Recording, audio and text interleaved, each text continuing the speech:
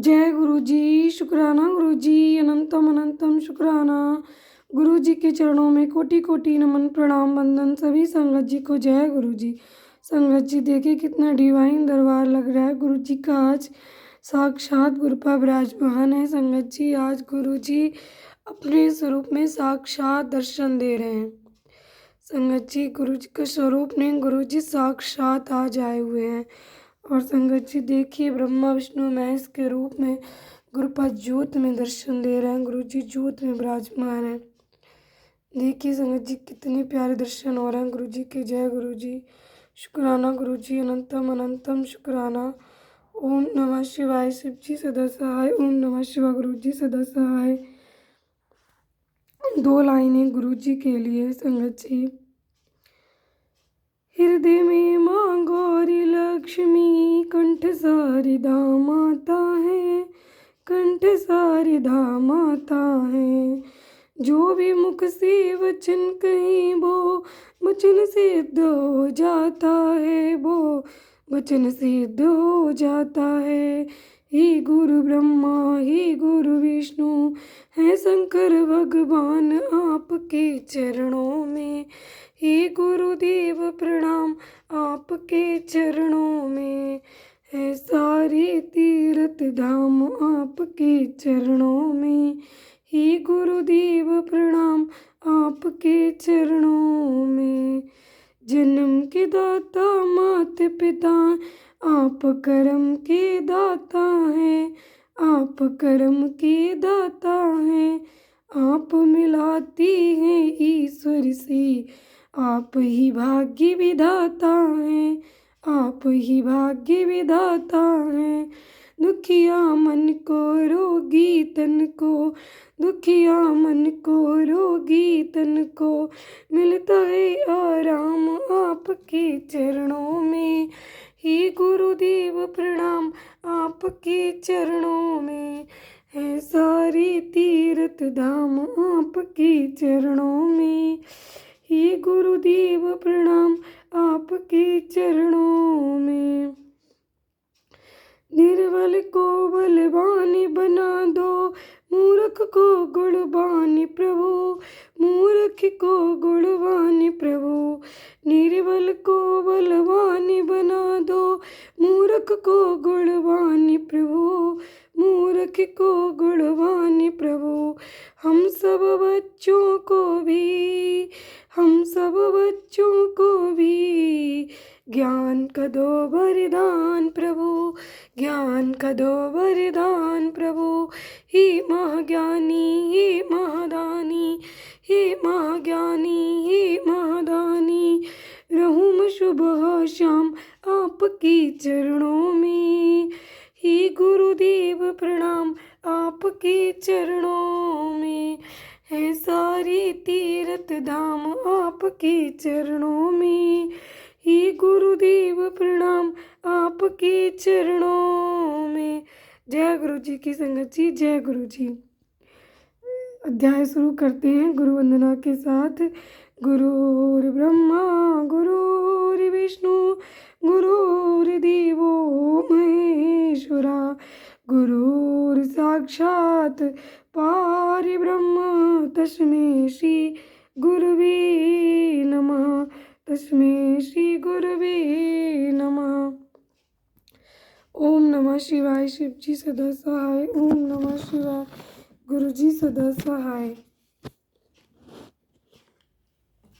नारद जी का शिव तीर्थों में भ्रमण, शिव गणों को शापोद्धार की बात बताना तथा ब्रह्मलोक में जाकर ब्रह्मा जी से शिव तत्व के विषय में प्रश्न करना। सूत जी कहते हैं, महर्षियों, भगवान श्री हरि के अंतर्ध्यान हो जाने पर मुनि श्रेष्ठ नारद शिवलिंगों का भक्ति पूर्वक दर्शन करते हुए पृथ्वी पर विचरने लगे। ब्राह्मणों, भूमंडल पर घूम फिरकर उन्होंने भोग और मोक्ष देने वाले बहुत से शिवलिंगों का प्रेम पूर्वक दर्शन किया। दिव्यदर्शी नारद जी भूतल के तीर्थों में विचर रहे हैं और इस समय उनका चित्त शुद्ध है। ये जानकर वे दोनों शिवगण उनके पास गए। वे उनके दिए हुए शाप से उद्धार की इच्छा रखकर वहां गए थे। उन्होंने आदरपूर्वक मुनि के दोनों पैर पकड़ लिए और मस्तक झुकाकर भली भांति प्रणाम करके शीघ्र ही इस प्रकार कहा। शिवगण बोली, ब्राह्मण, हम दोनों शिव के गण हैं। मुनि, हमने ही आपका अपराध किया है। राजकुमारी श्रीमती के स्वयंवर में आपका चित्त माया से मोहित हो रहा था। उस समय परमेश्वर की प्रेरणा से आपने हम दोनों को शाप दे दिया।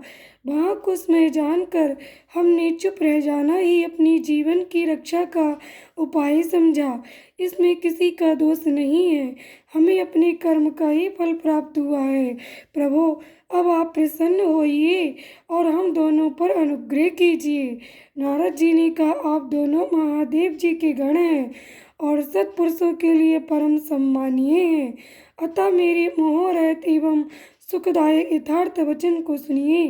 पहले निश्चय ही मेरी बुद्धि भ्रष्ट हो गई थी, बिगड़ गई थी और मैं सर्वथा मोह के वशीभूत हो गया था। इसलिए आप दोनों को मैंने शाप दे दिया। शिवगणों, मैंने जो कुछ कहा है वह वैसा ही होगा, तथापि मेरी बात सुनिए। मैं आपके लिए शापोद्धार की बात बता रहा हूँ। आप लोग आज मेरे अपराध को क्षमा कर दें। मुनिवर, विसर्वा के वीर से जन्म ग्रहण करके आप संपूर्ण दिशाओं में प्रसिद्ध कुंभकर्ण रावण राक्षस राज का पद प्राप्त करेंगे और बलवान वैभव से युक्त तथा परम प्रतापी होंगे।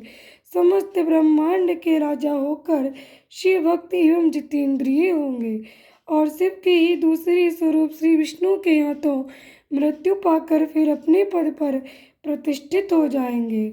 सूत जी कहते हैं, महर्षियों, महात्मा नारद मुनि की ये बात सुनकर वे दोनों, ओम नमः शिवाय, शिवगण प्रसन्न हो सानंद अपने स्थान को लौट गए। श्री नारद जी भी अत्यंत आनंदित हो अनन्य भाव से भगवान शिव का ध्यान तथा शिव तीर्थों का दर्शन करते हुए बारंबार भूमंडल में विचरने लगे। अंत में वे सबके ऊपर विराजमान शिव प्रिया काशीपुरी में गए, जो शिव स्वरूपिणी एवं शिव को सुख देने वाली है। काशीपुरी का दर्शन करके नारद जी कृतार्थ हो गए। उन्होंने भगवान काशीनाथ का दर्शन किया और परम प्रेम एवं परमानंद से युक्त हो उनकी पूजा की। काशी का सानंद सेवन करके वे मुनि श्रेष्ठ कृतार्थता का अनुभव करने लगे और प्रेम से बेहद उसका अनुमन वर्णन तथा स्मरण करते हुए ब्रह्मलोक को गए। निरंतर शिव का स्मरण करते रहने से उनकी बुद्धि शुद्ध हो गई थी। वहां पहुंचकर शिव तत्व का विशेष रूप से ज्ञान प्राप्त करने की इच्छा से नारद जी ने ब्रह्मा जी को भक्ति पूर्वक नमस्कार किया और नाना प्रकार के स्तोत्रों द्वारा उनकी स्तुति करके उनसे शिव तत्व के विषय में पूछा। उस समय नारद जी का हृदय भगवान शंकर के प्रति भक्ति भावना से परिपूर्ण था। नारद जी बोले, ब्राह्मण, परब्रह्म परमात्मा के स्वरूप को जानने वाले पिता मैं जगत प्रभु, आपकी कृपा प्रसाद से मैंने भगवान विष्णु के उत्तम माहात्म्य का पूर्णतया ज्ञान प्राप्त किया है। भक्ति मार्ग, ज्ञान मार्ग, अत्यंत दुस्तर तपो मार्ग, दान मार्ग तथा तीर्थ मार्ग का भी वर्णन सुना है, परंतु शिव तत्व का ज्ञान मुझे अभी तक नहीं हुआ है। मैं भगवान शंकर की पूजा विधि को भी नहीं जानता। अतः प्रभु, आप क्रमशः इन विषयों को तथा भगवान शिव के विविध चरित्रों को तथा उनके स्वरूप तत्व, प्राकट्य, विवाह, गृहस्थ धर्म सब मुझे बताइए। निष्पाप पितामह, वे सब बातें तथा और भी जो आवश्यक बातें हों उन सब का आपको वर्णन करना चाहिए। प्रजानाथ, शिव और शिवा के आविर्भाव एवं विवाह का प्रसंग विशेष रूप से कहिए तथा कार्तिकेय के जन्म की कथा भी मुझे सुनाइए। प्रभु, पहले बहुत लोगों से मैंने ये बातें सुनी हैं, किंतु तृप्त नहीं हो सका हूँ, इसीलिए आपकी शरण में आया हूँ। आप मुझ पर कृपा कीजिए। अपने पुत्र नारद की ये बात सुनकर लोक पिता में ब्रह्मा वहाँ इस प्रकार बोले। जय गुरु जी, शुक्राना गुरु जी। संगत जी, आज का हमारा ये अध्याय यहीं पे समाप्त होता है। संगत जी, कल के अध्याय में हम श्रवण करेंगे। महाप्रलय में काल में केवल सद्ब्रह्म की सत्ता का प्रतिपादन उस निर्गुण निराकार ब्रह्म से ईश्वर मूर्ति सदाशिव का प्राकट्य, सदाशिव द्वारा सर्वभूता शक्ति अंबिका का प्रकटीकरण, उन दोनों के द्वारा उत्तम क्षेत्र काशी या आनंदवन का प्रादुर्भाव, शिव के वामांग से परम पुरुष विष्णु का आविर्भाव तथा उनके सकाश से प्राकृत तत्वों की क्रमशः उत्पत्ति का वर्णन। संगत जी, आप सभी बड़े ही प्रेम से, बड़े ही भक्ति भाव से इस शिव महापुराण की कथा का श्रवण कीजिए। इसका एक ही अक्षर हमारे जन्म मरण रूपी रोगों का नाश करने वाला है तथा हमारा सब प्रकार से कल्याण करने वाला है, इस लोक में और परलोक में भी। तो सभी संगत जी इस चैनल पर बने रहिए और गुरु जी के इस प्यारे से चैनल शिव शिवा मोटिवेशन को अपना प्यार और दुलार समर्पित करते रहिए। और जो भी कथा इस चैनल पर सुनाई जाती है उस कथा को संगत जी एक दूसरी संगत के साथ अवश्य शेयर कीजिए। संगत जी, शेयर करने से जो पुण्य प्राप्त होता है वो तो आप सब लोग जानते ही हैं, उसमें कहना ही क्या है।